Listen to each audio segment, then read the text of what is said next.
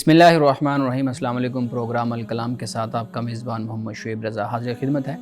नाज़रीन किराम, इस प्रोग्राम के पहले हिस्सा में हम कुरान करीम की कुछ आयात को समझने की कोशिश करते हैं और दूसरे हिस्सा में अपने अहद के नुमाइंदा सियासी, समाजी, मजहबी और माशरती मौज़ूआत पे पैदा होने वाले सवालात के जवाबात एक नए नुक्ता नज़र से जानने की कोशिश करते हैं।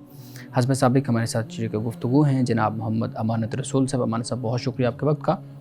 मेरी मामलत के लिए मौजूद हैं जनाब अहमद बिलाल। अहमद, बहुत शुक्रिया आपके वक्त का। नाज़रीन किराम, आपकी स्क्रीन पे हमारा व्हाट्सएप नंबर आ रहा होगा, आप अपने सवालात हमें उस व्हाट्सएप नंबर पर भेज सकते हैं। हम इंशाल्लाह आपके सवालात को ज़रूर एड्रेस करेंगे।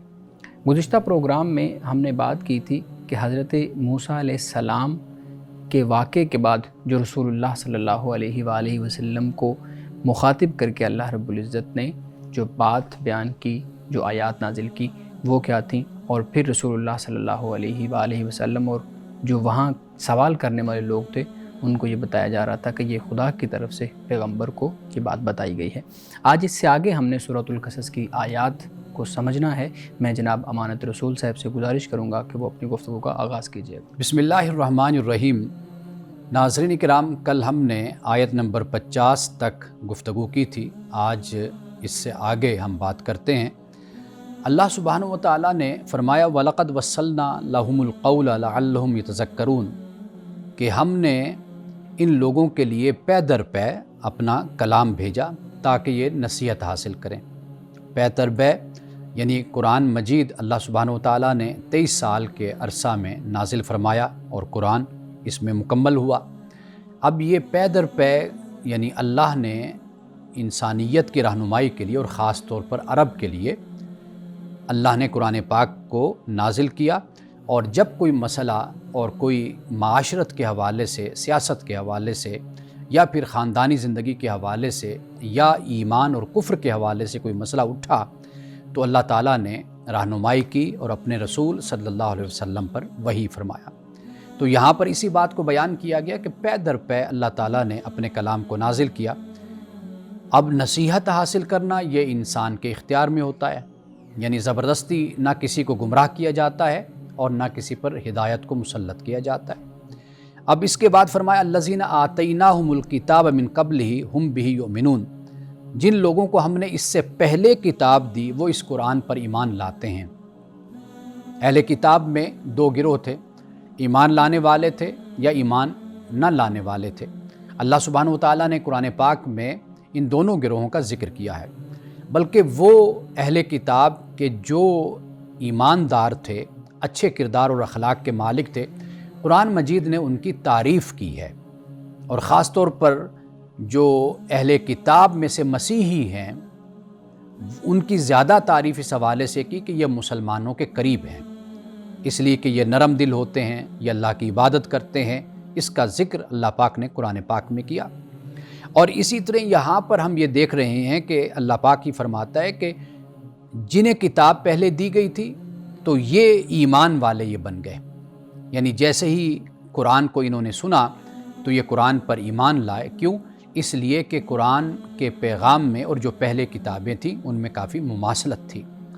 अब इसके बाद फरमाया, वइज़ा युतला अलैहिम, और जब इन पर तिलावत की जाती है, इन्हें सुनाया जाता है, तो फिर क़ालू आमन्ना, ये कहते हैं कि हम ईमान लाए, बिही, इस पर, इन्नहुल हक़्क़ु मिर रब्बिना, कि बेशक ये हक़ है हमारे रब की तरफ से, इन्ना कुन्ना मिन क़ब्लिही मुस्लिमीन, और ये कहते हैं कि हम तो पहले ही से मानने वाले हैं, यानी हम तौरात को मानते हैं, इंजील को मानते हैं। अब कुरान जब नाजिल हुआ तो हम कुरान पर भी ईमान लाएँ।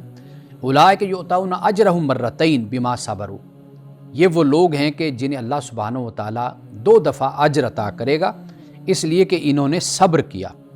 और वयद्रऊन बिल हसनति सय्यता, और इन्होंने बुराई को भलाई से दफ़ा किया या दफ़ा करते हैं। व मिम्मा रज़क़नाहुम युनफ़िकून, और उससे जो हमने इनको दिया ये खर्च करते हैं। ये अहले किताब की खूबी को और सिफ़ात को अल्लाह ताला ने बयान किया। वइज़ा सामिउल लग़वा, और जब ये सुनते हैं लग़व बात को तो ये क्या कहते हैं, आरदू अन्हु, ये उससे फिर एराज़ बरतते हैं। वक़ालू, और फिर कहते हैं, लना आमालुना वलकुम आमालुकुम, हमारे लिए हमारे अमाल हैं, तुम्हारे लिए तुम्हारे अमाल हैं। यानी ये कुरान पाक इनकी सिफ़ात को बयान करता है کہ قرآن کی طرف لپکتا وہی ہے، آتا وہی ہے کہ جو پہلے سے ہی کچھ اس کے اندر خوبیاں اور کمال اور کچھ صفات ہوتی ہیں اور اس کے اندر ایک طلب ہوتی ہے کہ وہ حق کو پائے، تو پھر ان کو حق نصیب بھی ہوتا ہے۔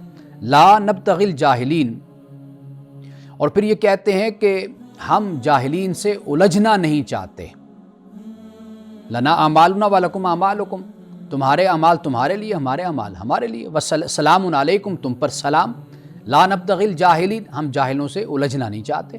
انک لا تہدی من احببت، اللہ پاک فرماتا ہے کہ اے نبی صلی اللہ علیہ وسلم کہ آپ جسے چاہتے ہیں آپ اسے ہدایت نہیں دے سکتے، ولیکن اللہ یہدی من یشاء، لیکن اللہ ہدایت دیتا ہے جسے چاہتا۔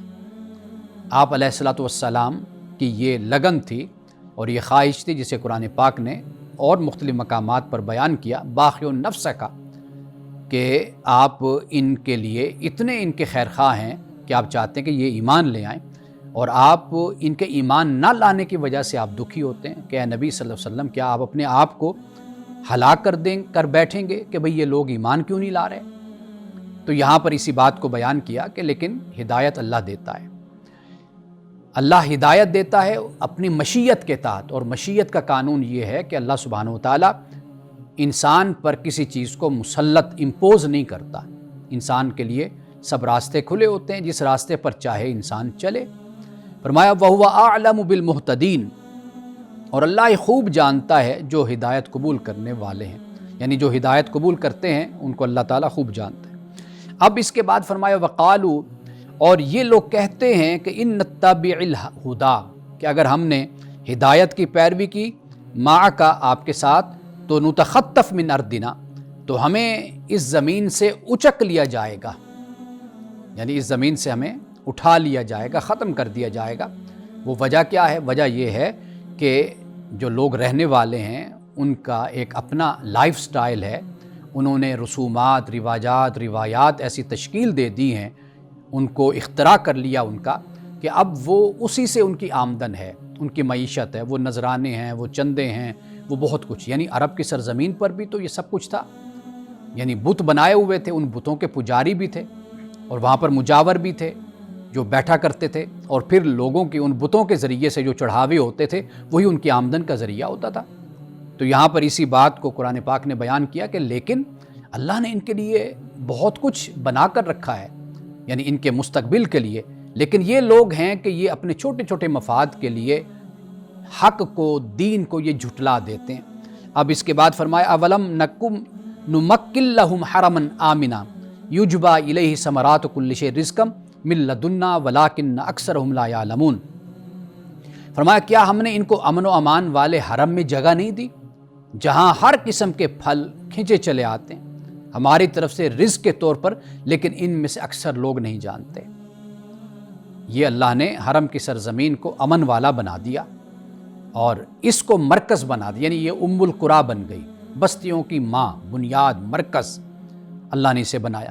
لیکن اتنا بڑا انقلاب اور اتنا بڑا پروگرام کہ جو اللہ نے بیان کیا، ان کی ذہنی حالت اور اخلاقی حالت یہ تھی، یعنی اس پستی کو یہ لوگ پہنچے ہوئے تھے کہ یہ بس اسی اپنے بنائے ہوئے عقائد و نظریات اور وہم و گمان اور ابہام اور توہمات پر ہی اپنا کاروبار زندگی چلا رکھا تھا ان لوگوں نے۔ تو اس سے آگے فرمایا وَكَمْ أَهْلَكْنَا مِنْ قَرْيَةٍ بَطِرَتْ مَعِيشَتَهَا، ہم نے کتنی بستیاں ہلاک کر دی جو اپنے سامان معیشت پر فخر کرتی تھی، یعنی ان کے پاس دولت ہے، پیسہ ہے، جیسے ہم نے پہلے ذکر کیا، قوم سمود کا ذکر کیا، قوم مدین کا ذکر ان کا بھی کیا ہم نے، اور اسی طرح عاد کا بھی ذکر کیا کہ جو انجینئر تھے، یہ قومیں بڑے بڑے محلات تعمیر کرنے والی تھی، بڑی معیشت تھی، بڑا پیسہ تھا ان کے پاس، لیکن اللہ پاک فرماتا ہے کہ کتنے کو ہم نے ہلاک کر دیا۔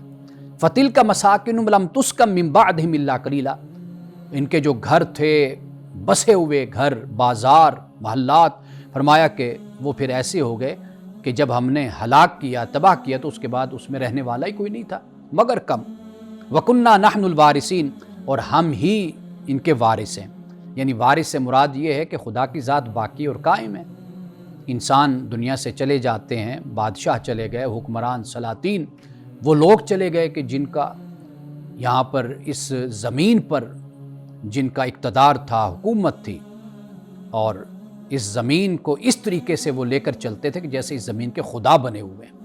اب اس کے بعد فرمایا وَمَا كَانَ رَبُّكَ مُهْلِكَ الْقُرَىٰ، اب یہ فرمایا کہ تیرا رب بستیوں کو ہلاک نہیں کرتا، یعنی اللہ کی یہ شان نہیں ہے کہ وہ بستیوں کو ہلاک کرتا پھر حتیٰ یبعث فی امہا رسولا یتلو علیہم آیاتنا، جب تک ان کی بڑی بستی میں کسی پیغمبر کو خدا نہ بھیجے۔ اللہ یعنی ایک کیپٹل میں، مرکز میں اللہ بھیج دیتا ہے ایک پیغمبر کو، پھر اس سے وہ جو آس پاس کی بستیاں اور شہر اور علاقے ہوتے ہیں وہ بھی اس سے پھر فیضیاب ہوتے ہیں۔ فرمایا کہ یتلو علیہم آیاتنا، رسول کو بھیجتے ہیں، رسول پھر ان پر ہماری آیات کی تلاوت کرتا ہے۔ وَمَا كُنَّا مُهْلِكِ الْقُرَىٰ إِلَّا وَأَهْلُهَا ظَالِمُونَ، اور فرمایا کہ ہم ہرگز بستیوں کو ہلاک کرنے والے نہیں ہیں مگر جب کہ وہاں کے لوگ ظالم ہوں۔ بستیاں ہلاک ہوتی ہیں ظلم سے۔ وہ کہتے ہیں کہ کافر کی حکومت قائم رہتی ہے لیکن ظلم پر مبنی حکومت اور اقتدار یا نظام یا معاشرہ کبھی قائم نہیں رہتا۔ تو یہ اسی بات کی شرح ہے اور تفسیر ہے جو قرآن پاک کر رہا ہے۔ اب آخری جو آیت ہے وہ یہ فرمایا کہ وَمَا أُوتِيتُم مِّن شَيْءٍ فَمَتَاعُ الْحَيَاةِ الدُّنْيَا وَزِينَتُهَا، اور جو چیز بھی تم کو دی گئی ہے بس دنیا کی زندگی کا سامان اور اس کی رونق ہے، بس یہاں تک ہے۔ وَمَا عِندَ اللَّهِ خَيْرٌ وَأَبْقَىٰ، لیکن جو اللہ کے پاس ہے وہ بہترین ہے اور وہ باقی رہنے والا ہے۔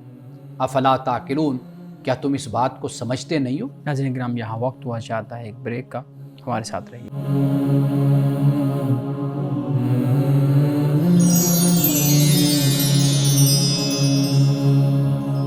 ویلکم بیک ناظرین۔ امانہ صاحب بہت شکریہ، آپ نے بہت اچھے انداز میں قرآن کریم کی ان آیات کا منشا بیان کیا۔ آپ نے اسلام کا ذکر اس میں کیا، لفظ ایک آیا، تو میں یہ سمجھنا چاہوں گا کہ جو اسلام ہے وہ صرف اس دین کا نام ہے جو پیغمبر خدا رسول اللہ حضرت محمد مصطفیٰ صلی اللہ علیہ وآلہ وسلم لے کے آئے، یا اس کے علاوہ بھی جو قرآن کریم بیان کرتا ہے حضرت ابراہیم کے بارے میں، باقی انبیاء کے بارے میں، ان کو بھی ہم مسلمان کہہ سکتے ہیں یا مسلم کہہ سکتے ہیں؟ قرآن مجید نے تو ان کے لیے جو لفظ استعمال کیا وہ تو ہے اہل الکتاب، کتاب والے، قوم یہود کے لیے بھی اور مسیحیت کے لیے بھی، مسیح کے لیے بھی قرآن پاک نے اہل کتاب کا لفظ استعمال کیا۔ جو کفر لفظ ہے، کافر، یہ لفظ قرآن مجید نے جیسے سورۃ الکافرون ہے، قل یا ایھا الکافرون کہا گیا، کافر کہ جس کے سامنے دعوت پیش کی گئی، حق واضح ہو گیا لیکن اس کے باوجود وہ اپنی ضد پر ڈٹا رہا، اڑا رہا، اس کو قرآن مجید نے کافر کہا۔ لیکن یہ جو نافرمانی ہوتی ہے، جو کفر کے اندر پوشیدہ ہوتی ہے، یہ ایک پھر صفت بھی آپ اس کو کہہ سکتے ہیں۔ جیسے مثال کے طور پر ابھی وہ صفت کسی مسلمان کے اندر بھی موجود ہو سکتی ہے، جیسے وَمَن لَّمْ يَحْكُم بِمَا أَنزَلَ اللَّهُ فَأُولَٰئِكَ هُمُ الْكَافِرُونَ، کہ جو اللہ کی کتاب کے مطابق فیصلہ نہیں کرتا، فَأُولَٰئِكَ هُمُ الْكَافِرُونَ، یہ کافر ہیں، یہی فاسق ہیں اور یہی ظالم ہیں، سورۃ المائدہ میں جیسے بیان کیا۔ تو اسی طریقے سے کوئی کفر کی صفت کا ہونا یہ ایک علیحدہ چیز ہوتی ہے، اور مکمل طور پر کفر پر قائم ہونا یہ ایک علیحدہ چیز ہوتی ہے۔ یعنی آپ دیکھیے جو مشرکین تھے، بت پرستی، اور وہ اپنے اس عقیدے پر، اپنے اس مذہب پر ڈٹے ہوئے تھے اور اسلام کی کھل کر دشمنی کرتے تھے، اس لیے ان کے لیے پھر کافر کا لفظ استعمال کیا گیا۔ مولانا صاحب اس میں یہ بھی بیان کیجیے گا، ساتھ ہی میں ایڈ کر دوں کہ جو ہم ایک لفظ استعمال کرتے ہیں غیر مسلم، ہم ایک لفظ استعمال کرتے ہیں کافر، آپ اس کی وضاحت کر رہے تھے تو میں نے کہا ساتھ جو غیر مسلم ہے ان کی تفریق بھی بیان کر دیجیے گا، کون غیر مسلم ہے کون کافر ہے۔ اچھا، ایک تو یہ بات واضح ہو گئی کہ بھئی ہم اگر یہ کہتے ہیں کافر تو وہ شخص ہوتا ہے کہ جس کے مکمل عقائد کفر پر مبنی اور پھر وہ اس پر ڈٹا ہوا ہے، وہ مانتا ہے کہ یہی سچ ہے، یہی حق ہے، اس کی کوئی توجیہ اور جسٹیفیکیشن نہیں کرتا اس کی۔ یعنی کئی مسائل ایسے ہوتے ہیں نا کہ انسان گمراہی پر مبنی ہوتا ہے لیکن پھر اس کو جسٹیفائی کر رہا ہوتا ہے، یہ بڑی مختلف بات ہوتی ہے۔ تو ایک تو یہ اہل کتاب کا لفظ ہو گیا ان کے لیے، اور کافر کا لفظ جو ان سے ہے وہ پھر کافر و مشرک ان کے لیے استعمال کیا۔ اچھا، جہاں تک آپ نے بات بیان کی کہ غیر مسلم کا، غیر مسلم، نان مسلم ہم اس لیے بولتے ہیں کہ واضح بات ہے کہ جو رسول اللہ صلی اللہ علیہ وسلم کو بحیثیت نبی اور رسول کے مانتا ہے، قرآن کو اللہ کی آخری کتاب مانتا ہے، تو وہ اس کے لیے پھر مسلم ہے۔ ٹھیک ٹھیک۔ جو یہود و نصارہ ہیں ان کے لیے پھر اہل کتاب کا لفظ قرآن پاک نے استعمال کیا ہے۔ ٹھیک۔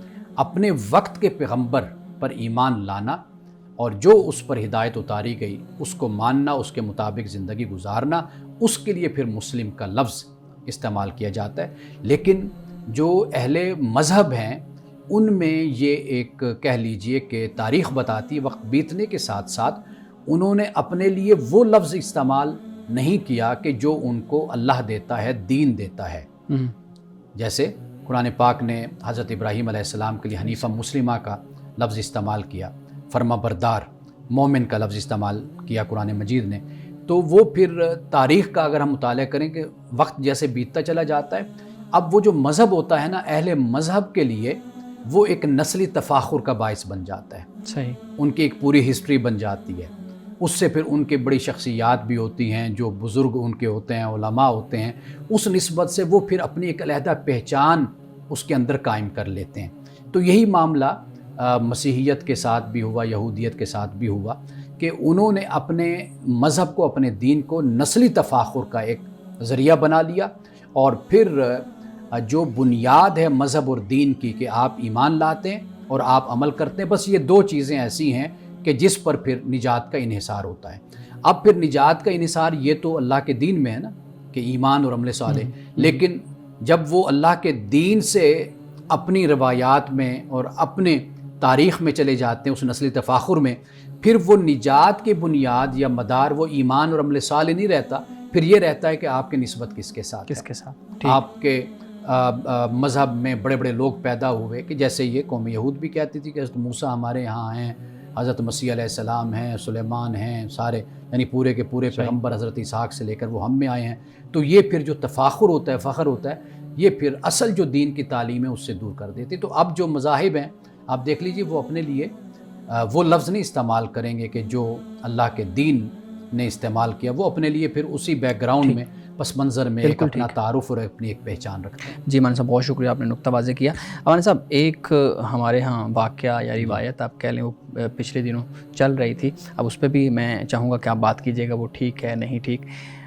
اسی سے متعلق ایک سوال ہے، ہمارے ایک صاحب نے سوال بھیجا ہے کہ جو چھوٹی بچیاں ہیں وہ کسی بزرگ کے لیے، کسی بڑے کے لیے، استاذ کے لیے، اسکالر کے لیے نامحرم کی حیثیت رکھتے ہیں۔ اسی سے متعلق آپ نے بھی سنا ہوگا، پچھلے دنوں ایک واقعہ چل رہا تھا، تو میں چاہوں گا کہ آپ اس پہ بات کیجئے گا۔ انہوں نے پوچھا ہے کہ کیا واقعی ہی وہ جو چھوٹی 10، 12، 13، 14، 15 سال کی جو بچیاں ہیں وہ کسی بڑے بزرگ کے لیے نامحرم ہیں؟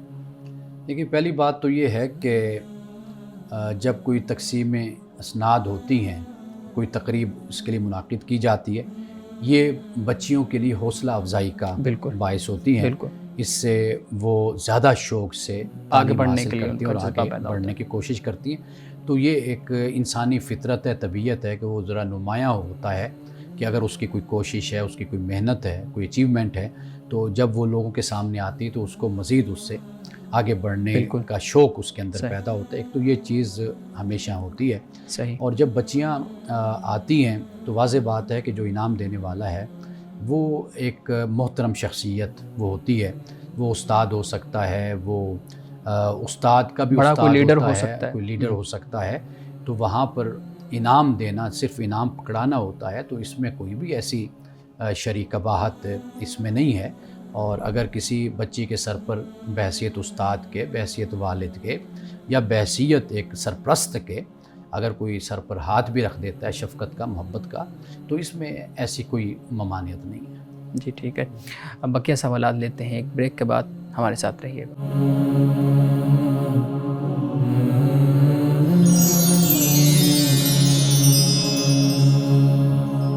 ویلکم بیک ناظرین۔ مولانا صاحب بہت شکریہ۔ مولانا صاحب، اگلا سوال جو ہے ہمارے ناظرین کی طرف سے جب سوالات آتے ہیں تو ان کو دیکھا جاتا ہے اور اس میں سب سے زیادہ جو سوال ہوتے ہیں وہ وظائف سے متعلق ہوتے ہیں۔ کسی کی ملازمت کا مسئلہ ہے، کسی کے گھریلو معاملات کا مسئلہ ہے، کسی کے پرسنل کچھ ایشوز ہیں، کسی کی شادی کا اور اس طرح سے معاملات کا مسئلہ ہے، تو سب سے زیادہ سوال یہ آتا ہے کہ کوئی وظیفہ بتا دیں۔ آپ سے میں پوچھنا یہ چاہوں گا کہ یہ ایک جو ہمارے معاشرے میں جو وظائف پوچھنے والا اور وظائف کی بنیاد پہ چیزوں کو حل کرنے والا مسئلہ ہے، یہ صرف ہمارے معاشرے میں ہے یا بقیہ مسلم معاشروں میں بھی ہے؟ ایک تو اس پہ توجہ دیجیے، بات کیجیے گا۔ دوسرا یہ ہے کہ یہ رویہ ہمارے ہاں کیوں پیدا ہوا، اور اس کی بنیاد پہ آپ کے اکنامک سسٹم، آپ کا فیملی سسٹم، آپ کے اپنے پرسنل معاملات، آپ کی پڑھائی، وظائف کی وجہ سے اس میں رد و بدل ہوتا ہے نہیں ہوتا؟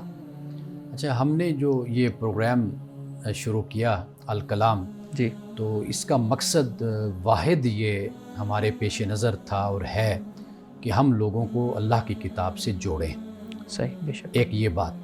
دوسری بات یہ ہے کہ ہماری جو سوچ اور فکر ہے وہ یہ ہے کہ ہم لوگوں کو شعور کے ساتھ ان کے مسائل سے آگاہ کریں۔ ٹھیک۔ یعنی ہمارے بہت سے مسائل ایسے ہوتے ہیں کہ جو صرف اور صرف ہماری جہالت، کم علمی کی وجہ سے ہوتے ہیں۔ یعنی گھر میں میاں بیوی کے مسائل ہیں، اور معیشت کا مسئلہ ہے، روزگار کا مسئلہ ہے، بہت کچھ ایسا ہوتا ہے کہ جس کی صحیح پلاننگ نہ کرنے کی وجہ سے وہ ہماری زندگی میں اس کی پریشانی در آتی ہے۔ تو ہماری کوشش اس پروگرام کے ذریعے سے یہ ہے کہ ہم لوگوں کو اللہ کی کتاب کے ساتھ بھی جوڑیں، اور جو ان کے مسائل کا سائنٹیفکلی جو حل ہے، سولوشن ہے، وہ ہم لوگوں کو بتائیں۔ اور جہاں تک وظائف کا کردار ہے نا، اس میں دو باتیں یاد رکھیے۔ ایک بات تو یہ ہے کہ رسول اللہ صلی اللہ علیہ وسلم سے جو منسوب ہیں وہ دعائیں ہیں ساری، یعنی اللہ کی بارگاہ میں دعا کرنا۔ جیسے ہم نماز پڑھتے ہیں، نماز بھی ایک دعا ہے، ہم نفل پڑھتے ہیں، سنتیں ادا کرتے ہیں، ہم اللہ کی بارگاہ میں دعا کرتے ہیں۔ ایک تو یہ اس کا پہلو پیش نظر رہنا چاہیے ہمارے، کہ ہم اللہ کی بارگاہ میں دعا کر رہے ہیں، کیونکہ یہ وہ عمل ہے کہ جو انبیاء علیہ السلام نے کیا، جو اللہ کے نیک بندوں نے کیا۔ صحیح، یہ ایک بات ہے۔ دوسری بات یہ ہے کہ جب ہم وظیفہ یا کوئی ایسی چیز ہوتی ہے، ہمیں اس بات پہ غور کرنا چاہیے کہ جو بھی ہمارا مسئلہ ہے، اس مسئلے کی وجوہات اور اسباب کیا ہو سکتے ہیں، اس پر غور و فکر پہلی بات ہے۔ اور جب آپ اس کے حل کی طرف بڑھتے ہیں، اس کے حل کے ساتھ پھر اللہ تعالیٰ کی معیت آپ چاہتے ہیں۔ یعنی آپ نے پیپر کی تیاری کی اور بڑی بھرپور آپ نے تیاری کی، محنت آخری حد تک کی محنت، پھر آپ ایگزامینیشن ہال میں گئے تو پھر آپ نے اللہ تعالیٰ سے دعا کی، کوئی وظیفہ ہے آپ اس کو آپ پڑھتے رہے کہ اللہ تعالیٰ کی آپ کو معیت حاصل ہو، مدد حاصل ہو، اور پھر آپ یہ کام کریں۔ تو یہ جو ایک ہمارے ہاں ٹرینڈ چل چکا ہے، اب دیکھیے ہم قرآن پاک الحمدللہ ہمارے اس وقت کوئی 3-4 مہینوں سے ہم یہ پروگرام کر رہے ہیں۔ اب دیکھیے کہ قرآن مجید کس طرح انسان کو عمل کی طرف لاتا ہے، اور سائنٹیفکلی انسان کو بتاتا ہے کہ جو اچھائی ہے یہ تیرے عمل سے پیدا ہوتی ہے، برائی ہے تیرے عمل سے پیدا ہوتی ہے، یہ جو نتائج، کانسیکوینسز جن کو تو فیس کرتا ہے، یہ در حقیقت تیرے اپنے عمل سے پیدا ہوتے ہیں۔ تو اتنی سائنٹیفک کتاب، اور جس میں بار بار اس بات کو دہرایا جاتا ہے، اس کے باوجود پھر اگر ہم وظیفہ مانگتے ہیں تو وظیفہ اس حوالے سے تو ٹھیک ہے کہ آپ اللہ کی معیت ہے، اللہ سے دعا کر رہے ہیں، لیکن یہ اگر خیال ہو کہ ہم ہاتھ پہ ہاتھ رکھ کے بیٹھے رہیں اور بالکل جہالت میں، کم علمی میں، لا علمی میں اور لا شعوری حالت میں رہ کر بھی ہم صرف وظیفوں سے اپنے مسئلے حل کر لیں گے، تو دنیا میں کبھی بھی ایسے معجزات رونما نہیں ہوتے۔ بہت شکریہ مانی صاحب، بہت خوبصورتی سے آپ نے اس سوال کا جواب دیا، کیونکہ ہمارے پاس ناظرین کے اس طرح کے سوالات زیادہ آتے ہیں، تو میں نے کہا میں آپ سے آپ کی رائے لے لوں۔ بلال صاحب، آپ کے پاس بھی کچھ سوالات ہیں تو ہمارے صاحب کے سامنے رکھیے گا۔ جی بہت شکریہ سر، یہ بتائیے گا کہ کیا شوہر بیوی کو چھوڑ کر، بچوں کو چھوڑ کر تبلیغ پر ایک لمبے عرصے کے لیے جا سکتے ہیں؟ سب سے پہلے یہ بات یاد رکھنی چاہیے کہ اللہ سبحانہ و تعالیٰ نے جو دین ہمیں دیا اس میں ترجیحات طے ہیں، جی، ترجیحات، پریورٹیز۔ یعنی مثال کے طور پر آپ جب شادی کر لیتے ہیں تو اب آپ کی جو پریورٹی اور آپ کی جو ترجیح ہوتی ہے وہ آپ کی بیوی اور آپ کے بچے ہیں، ان کے آپ پر حقوق ہیں، وہ لازم اور ضروری ہیں، اور باقی فرض ہوتے ہیں، پھر ان کے بعد نوافل، نفلی کام، مستحبات ہوتے ہیں، واجب، مستحب، ہاں، نوافل۔ آپ فرض کے بعد، یعنی ہم واجب فرض کے لیے بھی استعمال کرتے ہیں، اور اس کے نیچے پھر آپ نفل کی طرف، یعنی مستحب جو اعمال ہیں اس طرف آپ آ جائیں، یعنی یہ 2 کیٹیگری اس کو بنا لیتے ہیں۔ اب یہ آپ دیکھیے کہ تبلیغ کس کیٹیگری میں آتی ہے، دعوت، اور آپ یہ دیکھیے کہ آپ کا گھر، آپ کے بچے، آپ کی بیوی یہ کس کیٹیگری میں آتی ہیں. تو واضح بات ہے کہ جو بیوی اور بچے ہیں یہ آپ کی پہلی کیٹیگری میں آتے ہیں. ان کے لیے روزگار پیدا کرنا، ان کی خوراک کا، رزق کا خیال کرنا، ان کے لیے جو آپ پر لازم ہے وہ آپ مہیا کرتے ہیں. ضروریات زندگی یہ ایک چیز ہوگی نا. اب دوسری چیز آپ آ جائیے، یہ تبلیغ، یہ دعوت، یہ مستحبات میں سے. ہاں اگر آپ اس معاملے میں مطمئن ہیں، سیٹلمنٹ ہے ساری، آپ کا ٹھیک معاملہ چل رہا ہے، اس میں کسی قسم کا کوئی بحران نہیں ہے، کوئی تنگی نہیں ہے، کوئی پریشانی نہیں ہے، تو پھر بے شک آپ تبلیغ کرتے ہیں، آپ نکلتے ہیں، آپ جاتے ہیں، وہ ضرور آپ کریں. لیکن اللہ نے آپ کو ترجیحات طے کر کے دے دی ہیں. مثال کے طور پر ایک نماز فرض ہے، وہ نماز فرض پڑھنے کے بجائے نفل پڑھتا رہتا ہے، تو واضح بات ہے کہ آپ پر پہلے فرض ہے، اللہ نے فرض کے بارے میں پوچھنا ہے. تو لہٰذا یہ جو انسانی حقوق ہیں گھر کے حوالے سے، اللہ تعالیٰ نے اس کے بارے میں آپ سے پوچھنا ہے. اور عبادات میں جو فرض ہے پہلے اللہ تعالیٰ نے اس کے بارے میں آپ سے پوچھنا ہے. ہاں وہ معاملات ٹھیک ہو گئے، وہ مطمئن ہیں، ان کے حقوق صحیح طریقے سے ادا ہو رہے ہیں، تو لہٰذا پھر آپ مستحبات کی طرف اور نوافل کی طرف آپ آئیں گے. جی سر، یہ بھی بتائیے گا کہ شوہر کو اس کے نام کے ساتھ پکارنا درست ہے، یا پھر اس کے علاوہ جو عام طور پہ رائج ہوتے ہیں، سرتاج کہہ کے بلایا جاتا ہے، اس طرح کے مختلف نام ہمارے خاص طور پہ گاؤں کی خواتین میں یہ دیکھا جاتا ہے. تو یہ بتائیے گا کہ شوہر کے اس کے نام کے ساتھ بلانا چاہیے یا نہیں بلانا چاہیے؟ یہ ہمارے ہاں یہ رسم و رواج ہے کہ ہم نام کے ساتھ نہیں بلاتے، لیکن دینی حوالے سے کوئی اس پر ایسی کوئی پابندی نہیں ہے کہ آپ خامند کو نام کے ساتھ بلائیں، خامند بیوی کو اس کے نام کے ساتھ بلائے. نام رکھا کیوں جاتا ہے؟ انسان کا تعارف ہی پہچان کے لیے. بالکل. کہ اگر آپ مثال کے طور پر وہ جیسے اگر جونیئر ہے وہ سر کہے گا، مطلب سر تو سارے سر ہیں، قابل احترام ہے، لیکن جب آپ نام سے بولیں گے پھر پتہ چلے گا نا کہ آپ نے ان کو بلایا یا آپ ان سے بات کر رہے ہیں. تو میرا خیال ہے کہ یہ جو ہم نے اپنے بنائے ہوئے جو ہمارے ایک پیرامیٹرز ہیں نا احترام کے اور عزت کے، تو میرا خیال ہے کہ ان کو اب وقت کے ساتھ ساتھ چھوڑنا چاہیے ہمیں. اور اگر دین اس کی اجازت دیتا یا دین میں اس کی کوئی ممانعت نہیں ہے تو اس کے اختیار کرنے میں کوئی حرج نہیں ہے. اچھا مولانا صاحب، اسی کے ساتھ ایک چیز میں پوچھنا چاہوں گا. ہمارے ہاں جو آئی ڈی کارڈ پہ شادی کے بعد شوہر کا نام لکھوانا ہمارے ہاں ضروری سمجھ لیا جاتا ہے، اور پھر جو بیوی ہے اس کو ایسوسیٹ کر دیا جاتا ہے کہ وہ ہر جگہ پہ اپنے شوہر کا نام لکھے گی. اس پہ بھی توجہ دلائیے گا آپ. دیکھیے یہ بھی کوئی شرعی مسئلہ نہیں ہے. اگر بیوی خامند کا نام لکھتی ہے، دیتی ہے، تو وہ دے سکتی ہے. لیکن چونکہ ہمارے ہاں کچھ قانونی ایشوز اور مسائل ایسے ہوتے ہیں کہ جہاں پر پھر خامند کا نام دینا یہ لازم اور ضروری ہو جاتا ہے. یعنی جیسے مثال کے طور پر شناختی کارڈ پہ دیتے ہیں تو پراپرٹی کے مسائل ہوتے ہیں، دیگر ایسے ایشوز ہوتے ہیں، پھر وہ باپ جو ان سا ہے وہ بیٹی کے یعنی میکے سے یعنی اپنی بیٹی کے مسئلے کے لیے تو پھر نہیں آئے گا نا، کیونکہ اب اس کا نام کے ساتھ اس کے باپ کا نام ہے. تو جب شوہر کا نام آ جاتا ہے تو اس سے پھر بہت سے ایشوز حل ہو جاتے ہیں. تو ہم اصل میں اپنی اس ضرورت کی وجہ سے بیوی کے ساتھ جو نام ہے وہ خامند کا دیا جاتا ہے. اگر کوئی اس کو کسی اور پہلو سے دیتا ہے، سمجھتا ہے، تو وہ پھر بہرحال غلط ہے. تو باپ کا نام بھی دیا جا سکتا ہے، تو اس پر کوئی ایسی ممانعت نہیں ہے. صحیح، ٹھیک. ناظرین بقیہ سوالات لیتے ہیں ایک بریک کے بعد، ہمارے ساتھ رہیے.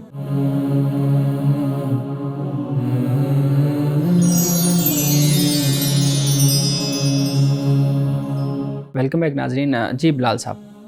سر یہ بتائیے گا کہ شوہر اگر راضی ہو بیوی سے اور اس حالت میں بیوی کا انتقال ہو تو کیا وہ بیوی جنت میں جائے گی؟ آپ یوں کہہ سکتے ہیں کہ جو اللہ تعالیٰ نے ایک دوسرے پر ذمہ داریاں عائد کی ہیں، جی، اگر کوئی ان کو بہتر طریقے سے ادا کرتا ہے تو وہ ایک ذریعہ اور سبب ہے اس کو جنت میں لے کر جانے کا. لیکن بشرطے کہ دوسرے اعمال اور دوسری ذمہ داریاں بھی ادا انسان نے کی ہوں.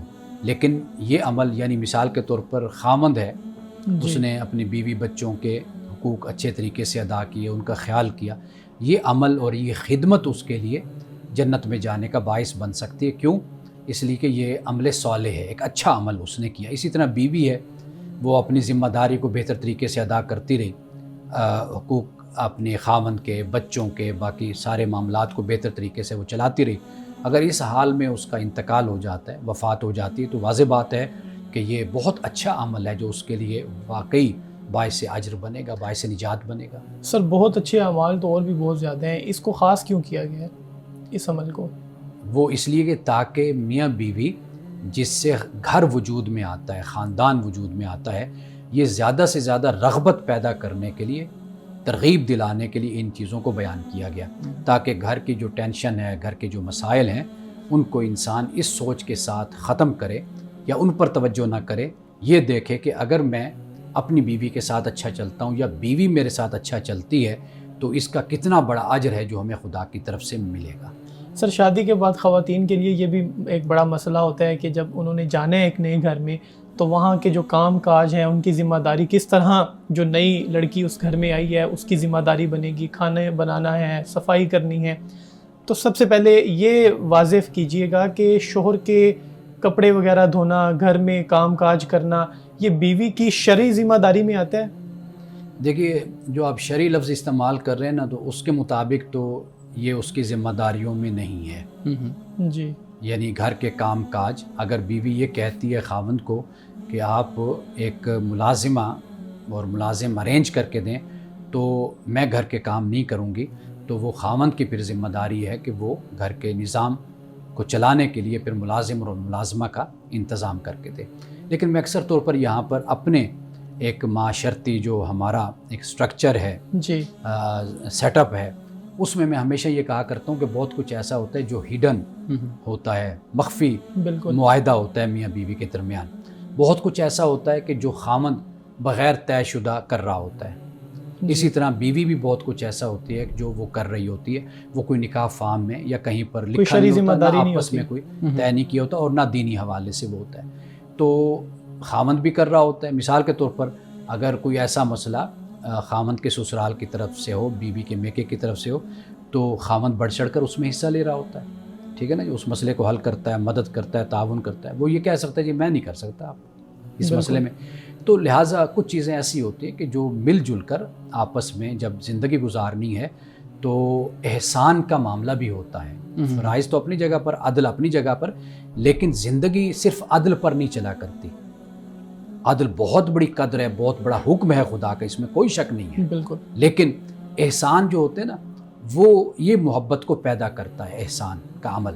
مثال کے طور پر آپ کسی ادارے میں کام کر رہے ہیں، آپ کو کچھ وقت زیادہ دے دیتے ہیں، جی، اور کبھی یہ ہوتا ہے کہ آپ کا باس آپ کو تنخواہ سے بھی زیادہ دے دیتا ہے، بالکل آپ کو کوئی سہولت دے دیتا ہے، حالانکہ وہ آپ کے کانٹریکٹ میں لکھی ہوئی چیزیں نہیں ہوتی.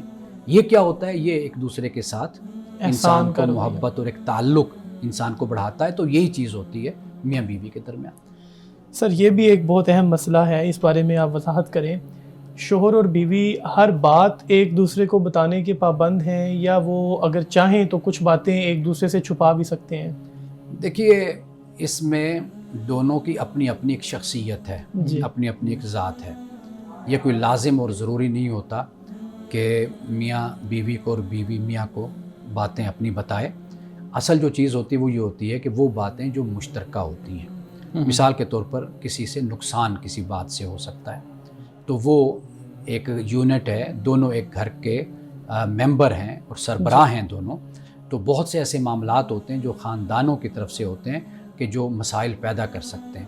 اگر مثال کے طور پر بیوی ایک بات نہیں بتاتی، کل اسی بات کی وجہ سے کوئی ایشو کھڑا ہو جاتا ہے، تو خاوند پھر کہے گا نا کہ آپ مجھے بر وقت بتاتی، پہلے بتاتی. تو میرا خیال ہے کہ ایسے معاملات اور ایسی باتیں کہ جن کا واقعی تعلق ایک دوسرے کی زندگی کے ساتھ ہوتا ہے اور معاملات کے ساتھ ہوتا ہے، گھر کے ساتھ ہوتا ہے اور گھر کے سکون اور آرام کے ساتھ ہوتا ہے، ان باتوں میں ایک دوسرے کو آگاہ کرنا ضروری ہے. سر یہ بھی بتائیں کہ شادی کے بعد، ویسے تو جب شادی کو ایک عرصہ گزر جاتا ہے تو یہ چیزیں طے ہو جاتی ہیں، لیکن نئی شادی کے یہ مسائل ہوتے ہیں.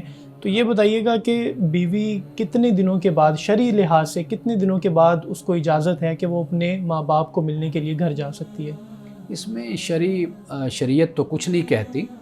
اصل جو بات ہے وہ یہ ہے کہ باہمی طور پر جو مشورہ ہے، اور خاص طور پر بیوی کی یہ ذمہ داری بھی ہوتی ہے کہ وہ گھر کو دیکھے، اس کو اپنی نگرانی میں لے کر چلے. اب اس کا خاوند ہے اور اس کے گھر کا بڑا آپ کہہ لیجیے، جیسے ہم معاشی کفالت کا ذمہ دار ہم کہتے ہیں کہ وہ قوام ہے، اللہ تعالیٰ نے اس کو گھر میں سربراہ بنایا ہے، تو واضح بات ہے کہ اس کے ہاتھ میں پورا نظام اور سسٹم ہے. اب بیوی جائے گی تو گھر کے کیا معاملات ہوتے ہیں، تو یہ سب سے درپیش مسئلہ جو ہوتا ہے وہ یہی ہوتا ہے. تو لہٰذا خاوند کی اجازت پوچھنا اور یہ جو معاملات ہوتے ہیں یہ لازم اور ضروری ہیں اس گھر کے لیے جس گھر میں وہ دونوں اکٹھے رہتے ہیں. یعنی کوئی فکس نہیں ہے، باہمی مشاورت کے ساتھ وہ طے کر سکتے ہیں. خاوند کی اجازت کے بہت ساتھ. سے مسائل جیسے مولانا صاحب نے کہا نا کہ وہ باہمی مشاورت سے ہی حل ہونے چاہیے، اور معاشرہ خوبصورت اسی طریقے سے، اور خاندان کا جو ادارہ ہے وہ اسی طریقے سے خوبصورت بن سکتا ہے. شریعت نے کوئی اس پہ قید نہیں لگائی ہوئی. جی یہ بتائیے گا کہ ایک یہ بھی اہم مسئلہ ہے، شوہر کے دوست بہت زیادہ آتے ہیں گھر میں، وہ بیوی کو کم ٹائم دے رہا ہے، ڈرائنگ روم میں بیٹھا ہوا ہے، دوستوں کو بہت زیادہ ٹائم دے رہا ہے. پھر وہ جتنے زیادہ دوست آ رہے ہیں بیوی کے لیے اتنا ہی بڑا مسئلہ ہے کہ اس نے چائے کا انتظام بھی کرنا ہے، اگر کھانے کا وقت ہے تو کھانے کا انتظام بھی کرنا ہے. تو کیا اس حوالے سے بھی کوئی رہنمائی ملتی ہے یا یہ بھی باہمی مشاورت کے ساتھ ہی طے ہونی چاہیے؟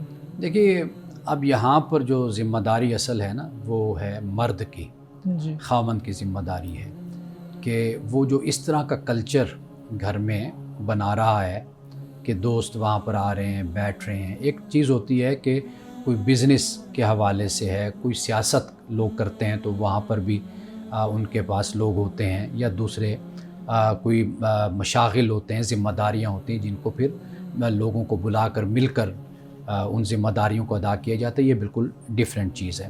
اب جب ایک انسان، ایک خاوند یہ سمجھتا ہے، دیکھتا ہے کہ یہ ایک بوجھ بنتا چلا جا رہا ہے معاملہ، یہ بہت زیادہ ہوتا جا رہا ہے، تو پھر اس کو چاہیے کہ وہ ایک ہیلپ کے لیے ہیلپر وہ گھر میں رکھے تاکہ وہ ان کاموں میں اس کی بیوی کا تعاون کریں. تو میرا خیال یہ ہے کہ جب اس طرح کے معاملات ہوتے ہیں تو لوگ پھر اپنے گھروں میں اپنے ہاں پھر مزید کچھ ایسے لوگوں کا اضافہ کرتے ہیں کہ جو ان معاملات میں پھر ہاتھ بٹاتے ہیں. صحیح. امان صاحب آج کی حدیث مبارکہ بیان کیجیے گا. آج کی حدیث حضرت ابو ہریرہ رضی اللہ تعالی عنہ سے روایت ہے، اور یہ غیبت کے بارے میں ہے، یعنی بیک بائٹنگ کے بارے میں. پوچھا گیا کہ اتدرون ما الغیبہ، کہ رسول اللہ صلی اللہ علیہ وسلم نے فرمایا کیا تم جانتے ہو غیبت کیا ہے؟ تو صحابہ نے کہا کہ اللہ و رسول عالم، اللہ اور اس کا رسول زیادہ بہتر جانتے ہیں. قال، فرمایا کہ ذکر کا اخاک بما یکرہ، کہ آپ نے فرمایا کہ اپنے بھائی کا اس طرح ذکر کرنا جو اسے ناپسند ہو. یعنی جب اس کے سامنے ذکر کرو گے وہ بات اس کو پسند نہیں ہوگی، تو لہٰذا اس کی پیٹھ کے پیچھے وہ بات کرنا، یہ آپ نے فرمایا کہ یہ غیبت ہے. اور پھر اس کے بعد آپ نے یہ فرمایا کہ آپ سے پوچھا گیا کہ افرائیت ان کان فی اخی ما اقول، کہ یا رسول اللہ صلی اللہ علیہ وسلم کیا خیال ہے اگر وہ عیب میرے بھائی میں موجود ہو جو میں کہہ رہا ہوں؟ تو آپ نے فرمایا کہ ان کان فیہ ما تقول فقد اغتبتہ، تو فرمایا کہ جو اس میں ہے وہ تو غیبت ہو گئی، یعنی اس کے ایبسینس میں جو تم بات کہہ رہے ہو اور اس میں ہے، تو فرمایا وہ تو غیبت ہے. فَإِن لَمْ يَكُنْ فِيهِ فَقَدْ بَهَتَّهُ، فرمایا کہ اگر وہ عیب وہ اس کے اندر نہیں ہے تو فرمایا کہ پھر تم نے اس پر بہتان، اس پر تم نے تہمت لگائی ہے. ناظرین کرام، اس دعا کے ساتھ اپنے پروگرام کا اختتام کریں گے. اللہ رب العزت حسن کلام اور تاثیر کلام عطا فرمائے، ہماری زبان کی گروں کو کھول دے اور سننے والوں تک خیر کا پیغام پہنچے. اجازت دیجیے، خدا حافظ.